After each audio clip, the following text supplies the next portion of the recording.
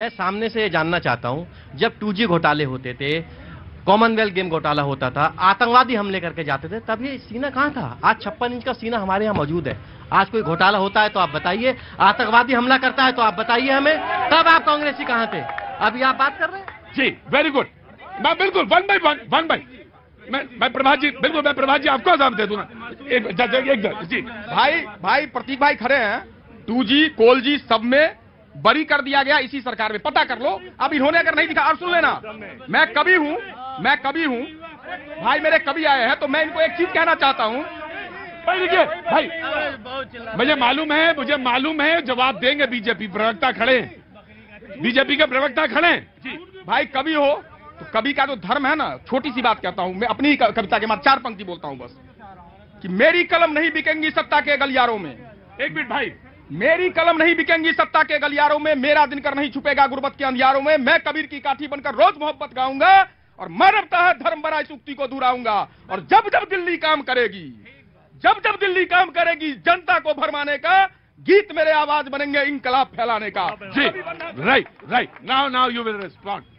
प्रतीक जी, सबसे पहले तो नरेंद्र मोदी जी को सौभाग्य मिला है कि वो आजाद भारत, स्वतंत्र भारत में पैदा हुए पहले प्रधानमंत्री है, और इस कारण उनके काम में, उनके सोचने की शैली में, उनके सोचने के तरीके में, सब में वो आजादी की भावना दिखती है। वो भारत की परंपरा से जुड़े हुए दिखते हैं, और यही कारण है कि भारत आज मजबूती के साथ न आंख झुकाता है, न आंख दिखाता है, आंख से आंख मिलाकर बात करता है। अरे आज छाती पर सांप उन दलालों के लौट रहे होंगे जो भारत और अमेरिका के द्विपक्षीय रक्षा सौदों पर आज छाती कूट रहे हैं। क्यों? दलाली खत्म हो गई इसीलिए। अरे जब राफेल आया था तब भी रक्षा सौदों में दलाली करने वाले लोगों के छाती पर सांप लौटा था। बोफोर्स की दलाली किसने खाई थी? देश को याद है। और देश ने कॉमनवेल्थ घोटालों से लेकर 2G तक वो लंबी फेहरिस्त देखी है। देश ने उस परमाणु समझौते की बात कर रहे हैं, वो सब चीजें देखी देश ने। उसी के बाद तो जनता ने देखा हर समझौते में दलाली खाने वाले राज परिवार को हटाना है। आपका नीरज जी, प्रतीक भैया, ज्यादा बड़ी बात, प्रतीक भैया, अब अभी तो बोले ज्यादा बड़ी बातें नहीं, सिर्फ तथ्य। अमेरिका गए, वो कोयले की खदान और वो SBI का 60,000 करोड़ का लोन, उसकी दलाली किसने खाई?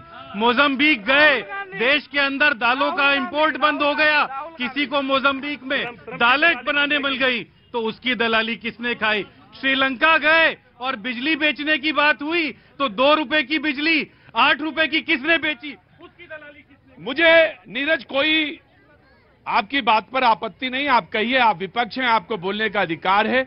लेकिन आपने कहा कि उस प्लेन के पीछे देखिएगा कोई व्यापारी बैठा होगा। ऑफ कोर्स व्यापार, ट्रेड इस देश के लिए बेहद जरूरी है, और ये परंपराएं रही हैं। नहीं, प्रभात जी आप तो कवि हैं, आप तो वहां भी देख लेते हैं जहां हम नहीं देख पाते हैं। जी आराम से। जी प्रतीक जी, भाई साहब आराम से रुकिए भैया। प्रतीक जी, मैं तो आज सोच रहा था कि सबसे बड़ा जवाब आज किसी को मिला है। तो जो लोग प्रश्न खड़ा कर रहे थे कि भारत में लोकतंत्र की क्या स्थिति है, तो उनको याद करना चाहिए कि डोनाल्ड ट्रंप किस पार्टी से, रिपब्लिकन पार्टी से, और प्रेजेंट में जो प्रेसिडेंट है यूएस के, वो किस पार्टी के हैं? वो आपके डेमोक्रेटिक पार्टी के हैं, जो बाइडन। अगर दोनों पार्टियों के प्रतिनिधि हमारे देश के प्रधानमंत्री को सम्मान देते हैं, तो इससे बड़े लोकतंत्र के लिए प्रतिनिधि का परिचायक होना कोई बड़ी बात नहीं हो सकती। नंबर 1, अब मैं कुछ तथ्य रख देता हूं। यह पहली बार हुआ है, क्या पहली बार हुआ है, जिस यूएस के साथ आजादी के बाद से लेकर आज तक 2016 से पहले तक ट्रेड डिफिसिट में थे, 2016 के बाद से लगातार आप ट्रेड सरप्लस में हैं। तो यह पहली बार हुआ है।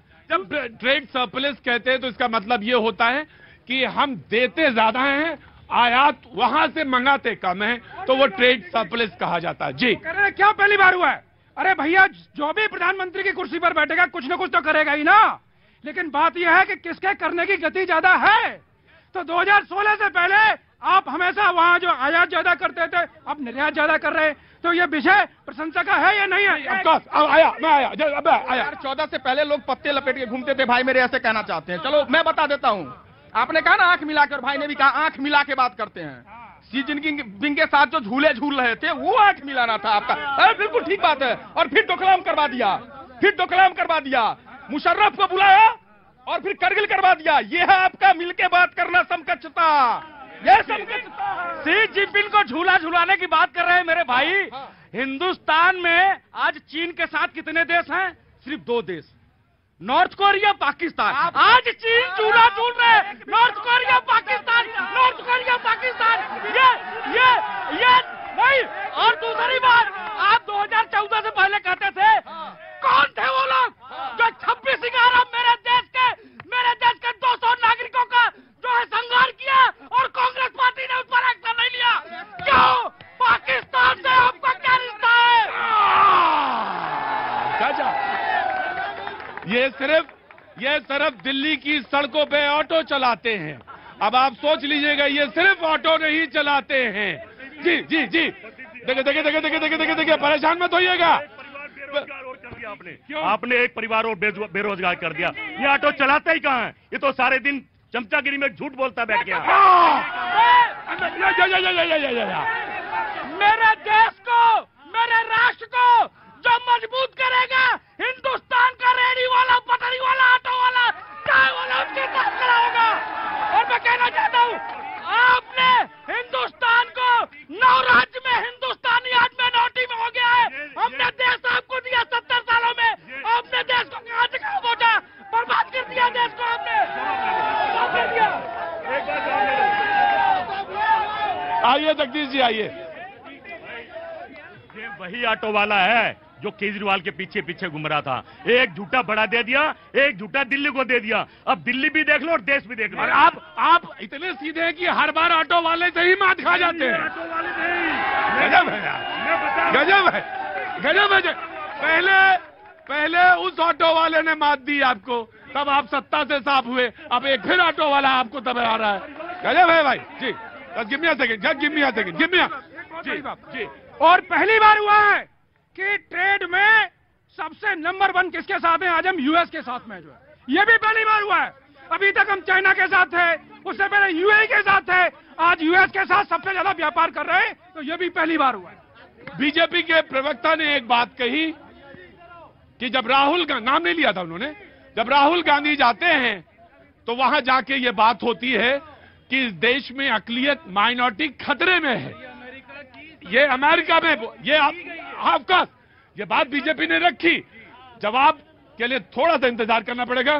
कासू साहब, मैं आपके बाद लौटूंगा, पर छोटे से ब्रेक के बाद then you can speak very well. वक्त थोड़े से ब्रेक का।